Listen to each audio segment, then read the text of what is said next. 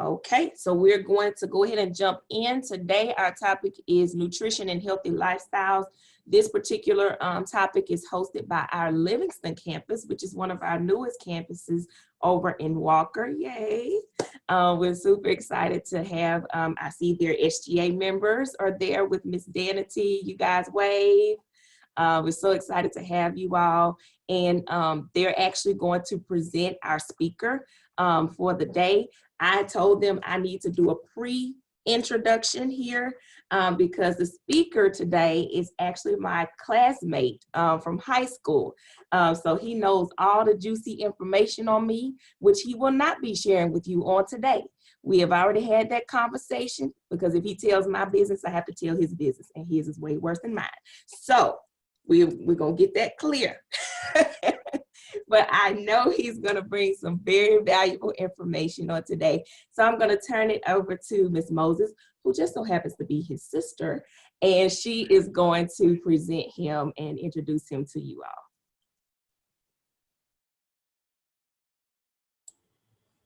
Hello and welcome to Wellness Week at Livingston campus. My name is Danaty Moses, and these are our wonderful SGA members. We have President April McKnight and Vice President Autumn Davis, and they'll be doing the presentation later. And like Dr. Montgomery said, we have a very special guest who happens to be my little brother, who thinks he's my big brother. But he is also the owner of our only Black gym in Bogalusa, Lionhead Fitness. And he's a massage therapist with expertise in neuromuscular therapy. Mr. Andrew Moses, can you unmute yourself, brother? Let's see. Good afternoon, everyone. How y'all doing? Doing good, doing good. Thank you for joining us, Andrew. I appreciate it. You know I do. So what we're going to do is we're going to start off with a little question and answer period. And if you have some questions in the chat, don't be afraid to ask the questions. We have him for a good 5 to 10 minutes before he has to get back to work because he has bills to pay. So Andrew, the first question we're going to ask you, since it's health and nutrition week, the first question we want to ask you is about exercise. What are your ideas about exercise? So I know we have people who have never exercised before. We have people who exercise all the time. What do you think that would benefit those who have never seen any exercise before and those who exercise all the time? How do you maximize those efforts?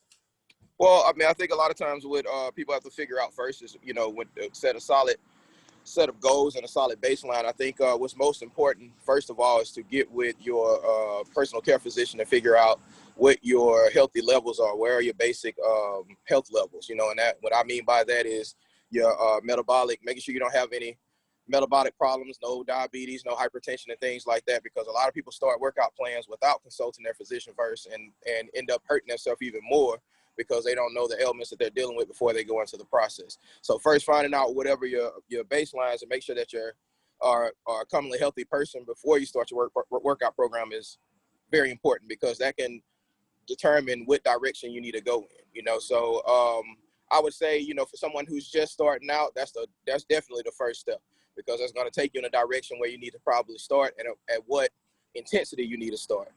For people that are just adamant about working out every single day or very intense with their workouts, I think one of the new things that's starting to come out now is a lot more of a balanced training style. Used to, fitness was centered around, you know, in the olden days, was centered around just getting as skinny as possible, you know what I'm saying? So I think what the shift is now is to start to lean more towards what's most fit, basically, for what you're doing. Even the military actually has switched over in their basic training, which I feel like it's a really welcome change to incorporating a lot more weights. You know, used to be you just run a mile, do some sit-ups, do some push-ups, and, you know, and that's what they look for. But now you have to do deadlifts, you have to do running, you have to do sandbag drag, you have to do all these different things, because overall health and fitness is not about how far you can run, but it's how much you can pull and how much you can lift. So with that, you need a different set of workouts in order to achieve that. So I think cross-training to the people who are, you know, have reached that pinnacle of success in whatever area, where it be resistance training or cardio, vascular fitness, to switch over and try to enforce maybe, you know, a different style, or embrace a different style to balance everything out. Okay, makes sense. Makes sense. Now we talked about exercise, and we talked about, you know, getting started, go consulting your physician. Mhm. Okay, so in Louisiana, we know we love our food, right? We love to Yes. eat in Louisiana because, baby, Yes. you know how we are. You know, good Yes. food, boiled here, red beans here, fried fish here. Uh-huh. What is a good nutritional plan for those who are just trying it's not even trying to just get that to that skinny point, just to maintain a healthy, balanced lifestyle here in Louisiana specifically? Well, I think the thing we're starting to find out in just the health field in general is that, you know, one of the sayings we always say is everybody the same, but everybody's different, you know. So it's not really a tailor-made plan for everyone, but a couple of basic things and rules you can follow. Like I said, it kind of goes back to knowing your body and knowing yourself first. And I think that's what's most important, what most people don't know. So some health plans, you know, they work perfectly fine for the average person that has no health ailments or issues. But for the people of the majority, if we're talking about Louisiana specifically, then we have a lot of metabolic issues in this area. So 9 times out of 10, you're not going to be working with a normal, you know, healthy person. You're going to be dealing with some hypertension. You're going to be dealing with diabetes. You're going to be dealing with high cholesterol. You're going to be dealing with all these different things. So that has to go into your, you know, your dietary plan. And that's why I always tell people, you know, don't call it a diet. Just call it a reconstruction of your eating habits, meaning like, because this is not something that you're going to temporarily be doing. I mean, if you're battling with diabetes, this shouldn't be a temporary solution. This needs to be a lifestyle, complete lifestyle change. If you're battling with hypertension, it has to be a lifestyle change. So that's why it's so important for us to invest into our health and talk to individuals like registered dietitians, like our physicians, like, you know, our local trainers that are certified or licensed, not just somebody that you know from around the corner that claims like, you know, they learn it, like, I mean, literally who's went to school and educated in this area, because investing in our health is just as important as investing in anything else into our life, you know, and we find reasons not to. But I mean, you know, we talk about the prices a lot of times as individuals, but I mean, it's nothing for a family to spend $65 at Popeyes on a Sunday. So, you know, I think that's the price for most gym memberships is $60. So, like, I mean, you know, we just have to change the way we look at health overall in order to determine, you know, like what's the best way to go about tackling our issues and problems. That's a great explanation, because I love the Popeyes. You know, you know your sister, right? We, You know I love we the all Popeyes, right? do. Yeah, we all All right. So, and my last question, and like I said, I encourage you guys, if you have questions for Andrew, to chime in the chat, and we'll look at some of those. But my last question for you, Drew, is motivation. What motivates you to do what you do? Why do you love fitness and health so much? Well, I think the reason why it draws me is because, you know, I went into college as pre-med. You remember, you know, I went to Southeast as pre-med, but the only problem that I found when I was going through that angle of health was most of the time they're training you to deal with people after they've already gotten sick or after they've already gotten into a situation, to which it's no knock on people who are, you know, who are medical, you know, in the medical field in that arena. But it's just, as for me and my personality, I think that I do better with people I like to catch people before they get sick, you know, because the mentality is different. The way that you motivate is a lot different. The way that you present ideas to them is a lot different, you know. So to see someone go from a place where they didn't think that they can accomplish this, or they thought it was impossible. Like, I mean, I tell people this all the time, a fitness journey is probably one of the hardest things you're going to do in your life besides life in general, you know what I'm saying? So like getting from, you know, from point A to point B, which is like your goal weight or your goal fitness level, is literally one of the hardest things you're probably going to achieve in your life. So to see people and to be alongside of people and to hear their stories and to watch the breakdowns, to watch people cry, to watch people, you know, come in on they second or third week and just have a nervous breakdown and say, hey man, I can't do this, like I'm freaking out, and to coach them through that and to see their end game and to see how happy they are, I think that's what really is the joy in it for me, is that the process, you know, standing alongside somebody with the process, you know. So I think that's probably what it is. It's just a challenge. Makes sense. Mm-hmm. Any questions? Anybody who have a question for Drew? We're gonna let him go, get back to work. Andrew, you know I There appreciate is one question in the chat. I don't know if you can see it, I can't- Danaty. Yeah. What we got? It's Cindy Knight. Do you see that one? Mm, If not, I can read it. you can read it. I can't see it. Yeah. So we're always told that we should use the BMI calculator to determine our healthy weight, whether we're normal, overweight, or obese. Is the BMI still the best measurement for ideal weight? For example, back in the day during bodybuilding, Arnold Schwarzenegger was considered obese if he was using the BMI index. If it is not, what is the best way to measure our ideal weight? All right, well, I mean, as a short answer, it's a lot more complicated than a yes or no, but I'm gonna just say the short answer is no.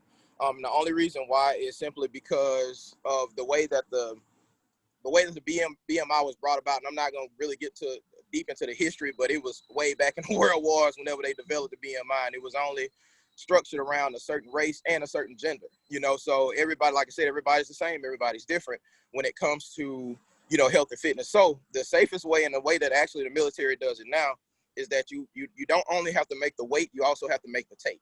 So a certain tape is measuring your inches. It's about, it really comes down to, you know, age, gender, ethnicity, age, gender, yeah, I guess you can say, you know, race, and your basic health and fitness level when it comes to when you go to the doctor to get your level. So what I would recommend is that you don't go off of BMI when it comes to if you're obese or not. I think you go off of measurements when it comes to your tape. When I say measurements, I mean, you know, your navel measurements, your thighs, your hips, and all of it, and make sure it's proportionate to your height.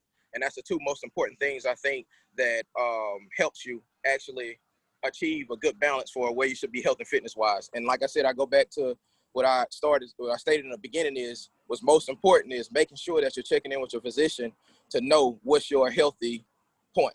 Because for some people, it could be 195. Their levels are perfectly fine. Some people, it could have to be 135. Everybody's the same, but everybody's different. But don't know. The short answer, no. Don't depend on the BMI because you're going to always be obese. Perfect answer. Perfect answer. So, any other questions in the chat? I can't see the chat, Dr. Montgomery. Okay. Let me unmute. I don't see any other questions in the chat. Okay. All right. Andrew, once again, thank you so very much. Andrew, how can they get in contact with you if they want to get in contact with you? You can reach me either at my Gmail, which is andrew.moses55@gmail.com. You can actually call on my work line, which is 985-516-3868. And you can also talk to my sister. I either talk to my classmate, Christy, and they know how to always reach out to me. You know, so yeah, either one is fine. Andrew, give me that information again. I'm going to type it into the chat. Sure. The email is andrew.moses55@gmail.com. And my number is 985-516-3868. Got it. All right. All right, Andrew, I love you, brother. I love you too, sis. All right, thank you. Thank you. Not a problem. Appreciate you guys. Y'all take care. All right. All right, y'all. Thank y'all so much for joining us with Andrew. That's my kid brother. He's a clown. I love him to death, but he's very intelligent, and I like talking to him. So now our next step is we're gonna let our SGA take over. They have a presentation they put together, so I'll step out of the way, and we'll keep some social distance, and we're wearing a mask because we're all in the office. And I'll let them take over. I'm going to share the screen really quickly so they don't have to do that part. And we'll get the presentation over. Can everybody see the screen? Let's see. We're good? All right, so all right. You can push that chair up.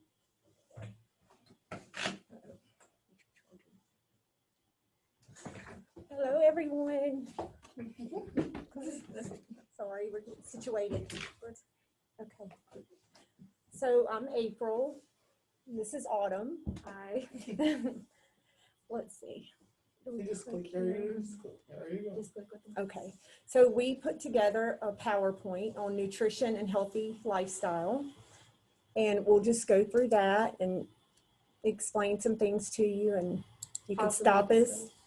Yeah, let us know if you have any questions. So we're going to cover nutrition, sleep, physical fitness, maybe not like Mr. Andrew did, and stress, and then mind and body. We'll just touch on each one of those. What is this? Oh. You can move that around. I can move them Yeah. right Take here. the square. Yeah. And just slide into this screen over here. Oh, yeah. That's Oh, fine. oh, where else would I? Oh, There you go. okay. I'm learning. I'm sorry, y'all. Okay. So first, nutrition. Nutrition is vital to maintaining our optimal health, which we know that. And healthy food choices is an important step in promoting health and reducing risk factors for disease. So as I mentioned, here in Louisiana, that's a challenge for us. And unfortunately, probably a lot of us are maybe already on that path for cardiovascular diseases. But we're still going to talk about what we need to be doing. And the cardiovascular diseases are the leading cause of death in the United States. And coronary artery disease is the single leading cause of death. So a well-balanced diet using MyPlate, I have the link for MyPlate later on in the PowerPoint, but there's tons and tons of information on any age, sex, whether you're pregnant, anything you probably ever want to know about healthy eating. And of course, it's all based on your size, your age, your sex. And let's see. So we can help to prevent things like cancer, healthy bone formation, providing essential nutrients, and then lowering blood pressure. So let's see. And here, this is I don't know if they see the mouse, but this is basically, it lists the 5 food groups: fruits, grains, vegetables, protein, and dairy. And this is just a little pyramid that tells you how many servings are recommended. And this is, generally speaking, I know some diet, some people are on a special diet and they may not, maybe they don't even drink milk. They shouldn't drink milk, or, low sodium. But here is the link, www.choosemyplate.gov. So some go-to snacks that are always good to have would be stuff like dried fruits, nuts, rice cakes. They're super easy, they're really healthy, and they're basically ideal for college students who are always on the go. Another thing would be to always keep healthy snacks on you at all times. This prevents you from spending extra money and from kind of caving into your unhealthy cravings, which are 2 things, every college student wants to avoid, like the plague. Yes. Like the snack machine outside. The vending machine. Yes. The enemy of us all. So we can, most importantly, if you can at least get a good breakfast in every morning, even if it's, some of these things don't even really have to be refrigerated. A bagel, cereal bar, toast with peanut butter. Delicious. Yes. It really is. Fruit. I've had it. The overnight oats, and I don't know if y'all have tried that. There's tons of different recipes, and I made some before. You put them in like a little thermos. Something that you don't, you can make them that night, mix it up, leave them in the little thermos where it stays cold. And they're just ready the next morning. You just have to Google, the recipes are endless, but my kids even love them. So, and then the loaded toast, but it says feed your brain before you begin your day, and your brain will thank you. Some good things that might be to put on the loaded toast would be like fruits, peanut butter, like it said, toast with peanut butter, Mm-hmm. avocado. Oh, yes, love avocado. And I think what was Elvis's favorite? Like the banana Fried peanut butter banana sandwiches. So some little tips for nutrition would be don't skip breakfast, make it convenient to eat healthy. Mm-hmm. So planning, I think we're probably all, maybe not all of us, are guilty of just swinging through McDonald's on the way to school, stopping at the convenience store. But if you can keep healthy snacks on hand, and of course, proper portion size, which you can refer to the MyPlate website, try to avoid stress by eating. That means not eating Reese cups while you study all night long. So you want to limit sugary and caffeinated beverages, vary your meals, don't skip meals, and this is eat fruits and vegetables. Limit the junk, and then get help for any eating disorders you may have, and always consult with your doctor because a doctor or any type of psychology professional that deals with that would be the best route to do. It's very difficult to do anything on your own regarding eating disorders. It's always better to get proper help. Absolutely. most definitely. Water. So how much water are you consuming each day? In fact, I actually have my little water bottle right here. So it's always good to have It's all water. about all that. Oh yeah, we can do it. Okay. So first, you should invest in a quality reusable water bottle. I personally got that little cute blue one from Walmart for just a couple dollars. It really is not that hard to get a water bottle that's like a couple dollars. That's just hand washable. You should stay hydrated all day, every day. The benefits are great. It benefits your cardiovascular health, helps your muscles, your joints, and your skin. Keeps your body cool and prevents dry mouth, which is something that people might be struggling with right now with these dry mouth. Yes, for sure. Having water with you all the time helps keeps you away from sugary and unhealthy drinks as well. So having a water bottle with you at school or in class might keep you away from the sodas in the vending machine. Your body needs at least 8 glasses of water a day, which is very difficult, but it is doable. And if you exercise vigorously, you need to drink even more than that. To remind yourself to carry a water bottle along to class and keep it handy during late night studying sessions is super important. Just always have a clean water bottle on hand that you can fill up real quick and easy. Yes. Okay. So drinking water helps students improve brain function and clarity. I know if I do catch myself going, a couple of days and realize I'm not drinking any water at all. I'm just drinking, I know that's not right, but we get busy. And maybe I don't have my water bottle, but I do feel better when I drink water, really. Oh yeah. It's clean. So Water always hits different after you're dehydrated. Like when you wake up at 3 a.m, you take that first sip of water. yes. Your body needs it, craves it, and that's why that first little sip when you're dehydrated tastes like gold. Yes. I read something and it said, do you realize how many times throughout the day that you were dehydrated? So, and we want to watch our caffeine. And it says here that 1 to 2 cups of caffeine a day is acceptable. And excessive amount of caffeine every day is very unhealthy. And you want to try to limit your number of caffeinated drinks each day, whether it's soda, coffee, or tea. And I know I see people drinking energy drinks a lot. It's very tempting, but you gotta try your best to avoid it. So instead of reaching for a caffeinated drink, reach for your water bottle. And this cute little warning, drinking beverages with added sugars contribute to obesity, diabetes, and tooth decay.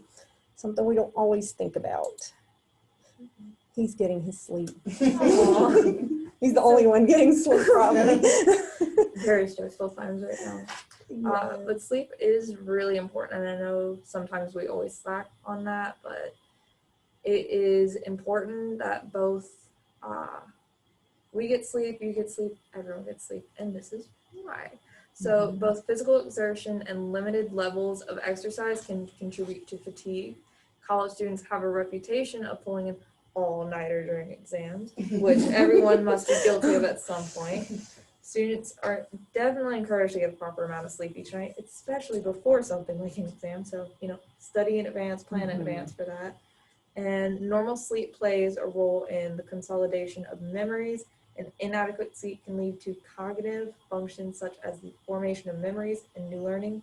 And if you don't get sleep, they get kind of faulty. That's why, you stay up all night, you can't remember what you need to for the test.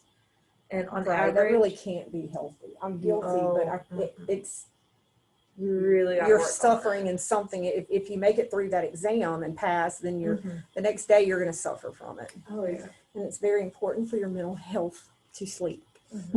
On average, individuals should definitely receive about 7 to 9 hours of sleep per night.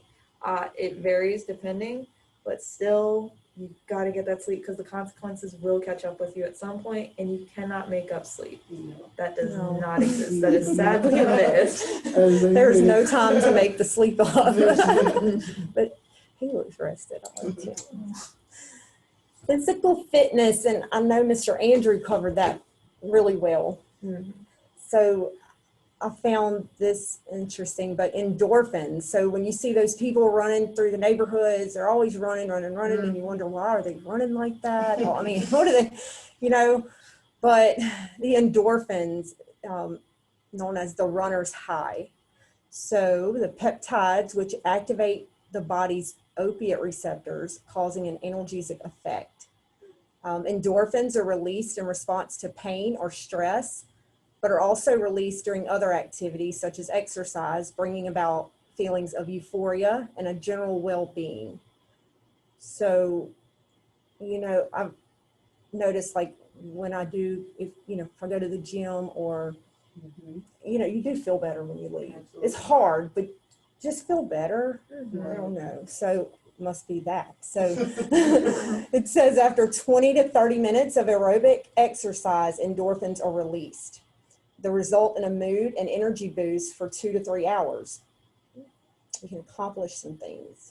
Walking, biking, running, playing sports, dancing.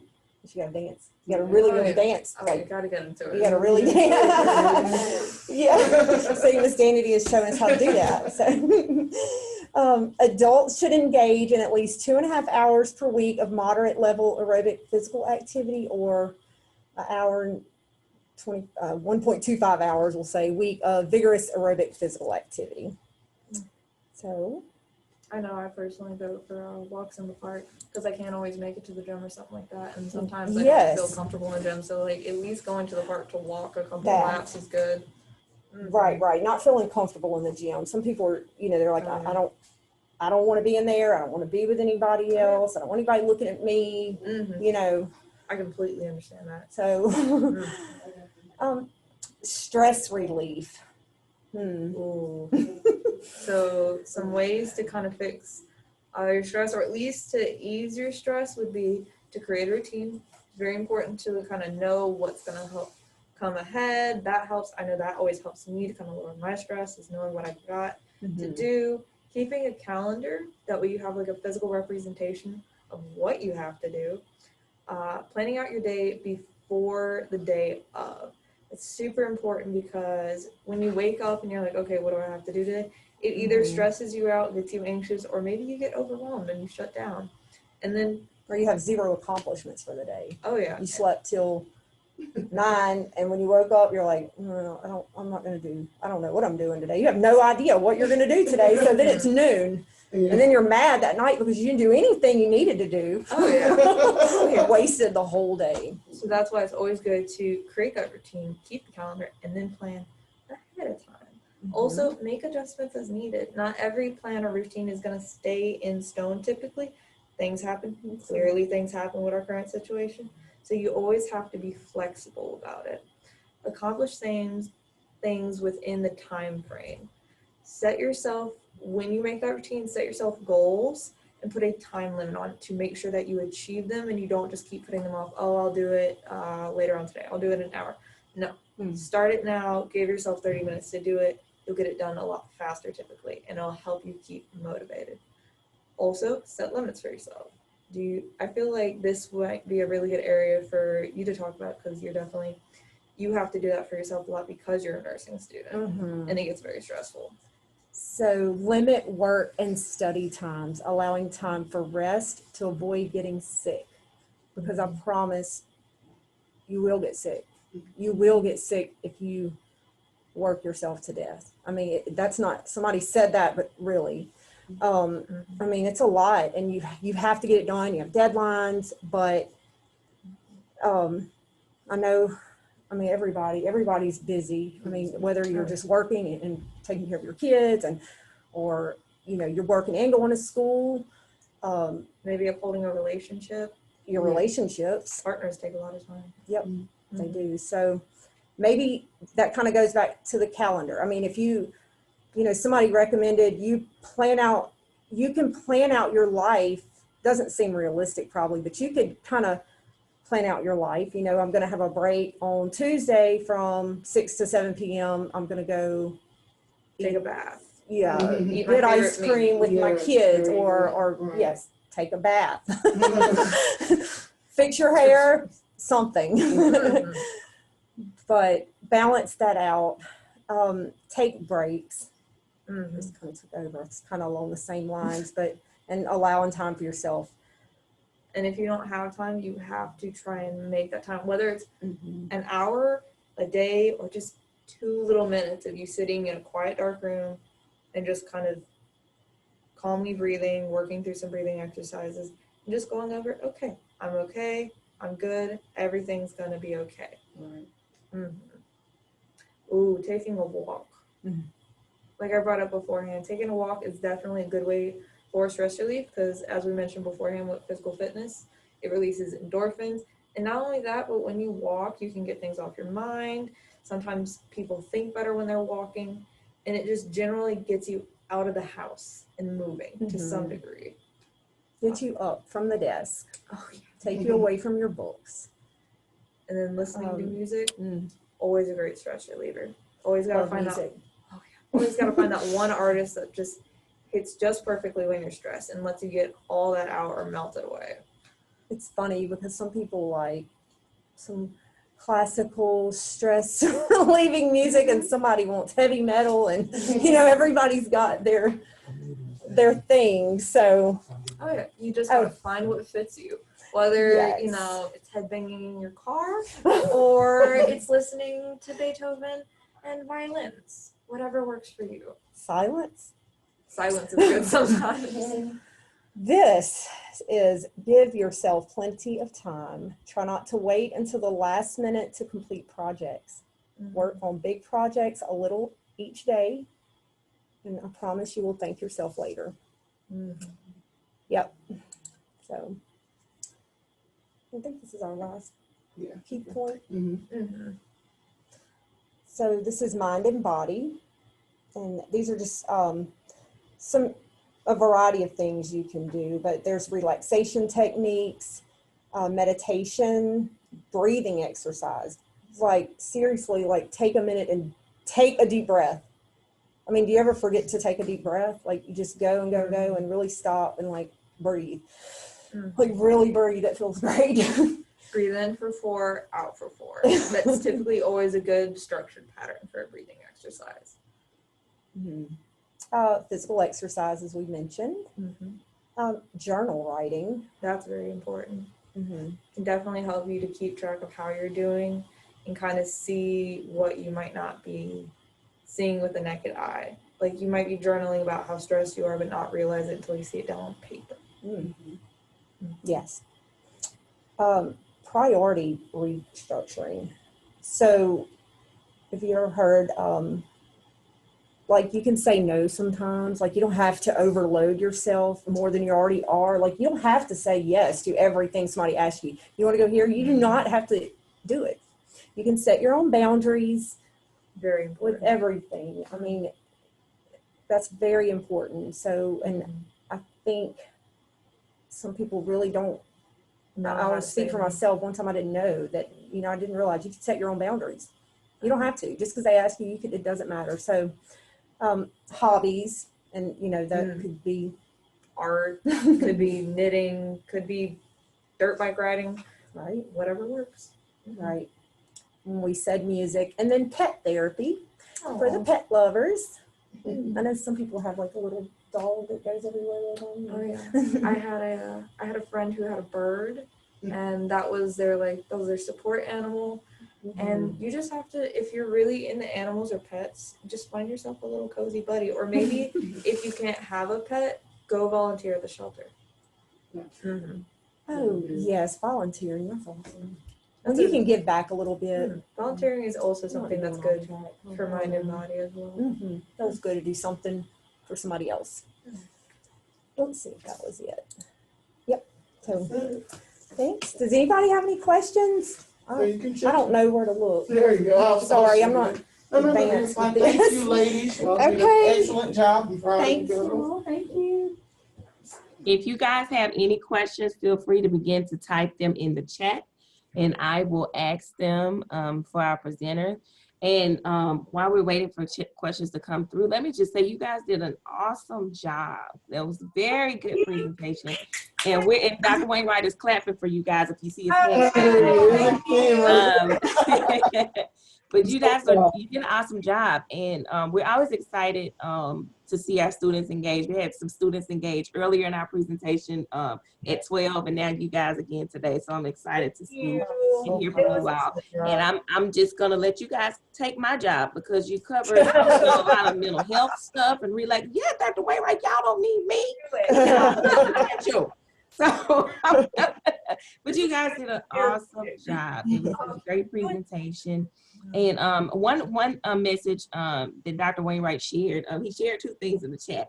One of them, when you guys were talking about healthy snacks, he said that Elvis actually liked to have a fried banana and peanut butter sandwich. Oh, he did? Okay. So if So he, so it's Elvis. that's a good thing to know. That it, you know, Elvis. that was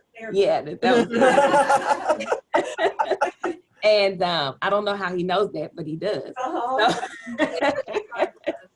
And also, he talked about a very valid point that we discuss a lot in the mental health field, but it also ties directly into nutrition. And sometimes what happens when individuals are stressed, especially college students, and there's a lot of research around this, with college students and the connection to eating disorders. There are cases where because of just the natural stress that comes with being in a college setting and the rigor of academia, but also for many students, it's the first time they're away from their families. It's the first time that they're having to be independent and those types of things. There's a lot of stress and anxiety that comes with that, and then eating disorders can sometimes present themselves, whether it's eating too much, kind of comfort eating, or not eating enough. And then there are other disorders in between. There's a wide spectrum of different types of eating disorders. So that's another thing to be mindful of, especially for college students, that you're in a high stress environment. And that conversation happens pre-COVID. Okay, now we've got COVID on top of that. But now we've got a lot of things going on in our country, a lot of unrest and a lot of different things going on that add to that stress level that, was not anticipated. And so there are a lot of what ifs, there's a lot of uncertainty. And so make sure that you're being mindful of that. If you see your weight spiking in either direction, really kind of take a step back and say, wait, if you're not feeling well, like you mentioned earlier, you're gone a couple of days and didn't realize you hadn't had any water, right? And it's probably because you were in the hustle and bustle of things that you just didn't think to stop and drink water. So we have to be intentional about our health because it will tie into our mental health. And we will address that a little bit further tomorrow, talk about some of those things. But all of this ties in when we talk about the alcohol abuse and drug abuse and nutrition and wellness, just being healthy and taking care of our bodies and our mind and, just everything. It all ties in because typically when you see an individual struggling in one area or another, it ties back to some sort of trigger. And so you guys did an awesome job. Thank you. I'm trying to see. if any other question, one individual said that their rule of thumb is they use their weight divided by 2, and that is how many ounces of water that they consume each day. Okay. So they take their body weight, divide that by 2, and they try to consume that amount of water each day. So that may be a good rule of thumb for us to use. I might be drinking Lake Michigan. That's all right. That's all right. I'm going to look. We're going to take this opportunity to get ourselves together. We're going to stop using that we live in the South and we're from Louisiana as an excuse. Yes. We have to do better. We have to do better. There is not a restaurant that you go to that there is not a healthy option. There's always healthy options. We just choose not to take them. Okay. So we just have to make sure that we make our health at the forefront of everything that we do. I don't see any other questions coming through. So as always, I'm going to share some information with you guys. I actually have a new event to share as we go through. I get new information that I need to share with you all. While we have you, we want to make sure that you're informed on things that are going on. So the Learning Commons has tons of information about health topics and different research articles that you can look to get more information on the various topics that we are discussing this week. So make sure you're going to the Learning Commons if you have questions really about anything. There's just so much information there. I will be sending this out to you all at the end of the week because these sessions are recorded. I will be sending the recordings out to the student body, and I will include these different handouts with that email. So be looking out for that. Also, if you guys can see the next flyer, we are hosting a town hall meeting. Students, you should have gotten an email in your Northshore email because I'm sure you all are checking your Northshore email minute by minute to make sure that you are up to date on everything. Don't shake your head in the background. You need to be checking your email. But we will be doing a town hall with our chancellor. He reached out to me and said, Christy, with everything going on, I really want to make sure that I am available to our students to express any concerns that they have. We are always looking to make sure that we are supporting our students, faculty, and staff in any way that we can. We've had a lot of conversation with our faculty and staff as we were getting ready to start the semester, but we have not taken the opportunity to connect with our students yet. So this is a time where students can let their voices be heard, can share any concerns or share good things that are going on as well. We just want to open the floor for you all to talk to him. You know, a lot of people, you don't see him often. He wants to engage with the student body and make sure he answers your questions that you may have or hears your comments. So if you have any comments, you can email those to me. You have any questions, you can email those to me. And I will make sure that all of the questions that are emailed ahead of time are answered. So you have to get those into me by next Wednesday at 4:00 p.m. So think about if you have any questions, email those to me, and I'll make sure that those that were pre-emailed get answered. If we have time, after he answers all of those questions, we will take some questions live in the meeting, okay?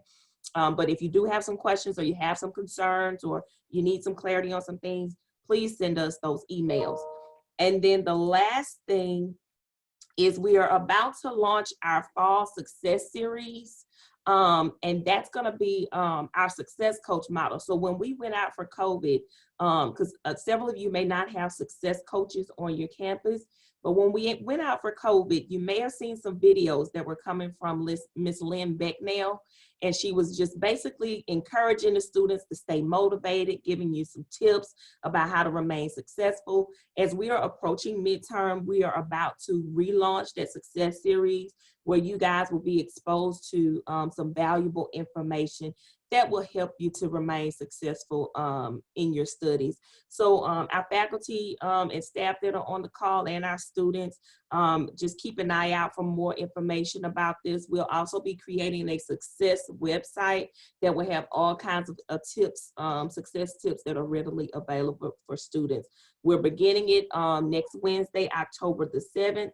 And the first topic is perseverance is the key to success. And Ms. Lizanne Colgrove, who is at our Macomb campus, will be kicking us off with that presentation. So we will be sending out more information. We're finalizing the official flyer for that and the information for you guys to be able to log into those sessions, because they will be virtual, just like this one, to make sure that you have those tips that you need. And we will have that information readily available after those presentations are over as well. So as you can see, we're really trying to beef up engagement with our students in this virtual environment. And so we hope that you all are receiving the support that you need. Of course, you can always reach out to us if you have any questions. Awesome presentation today. And I don't see any other questions in the chat. Danaty, do you guys have any closing comments or anything of that nature? Well, thank y'all so much. I'm excited to watch some of, I'm glad you're gonna load everything, because I missed. We've missed a couple So- presentations. Yeah. It's a good way to reach everybody. Yeah, and we know a lot of students are in class. You know, it's hard to find a time that all students are available. And so we knew it was important to make sure we record them so people can go back and watch. So yes, we'll definitely make sure that's available to you. But thank you, ladies, for taking the time to work on the presentation and present it as well as you did. You did an excellent job. Right. If there is nothing else, you're getting several people saying great job, guys. So thank you so much. We will see you all tomorrow, 12 o'clock, for our next session.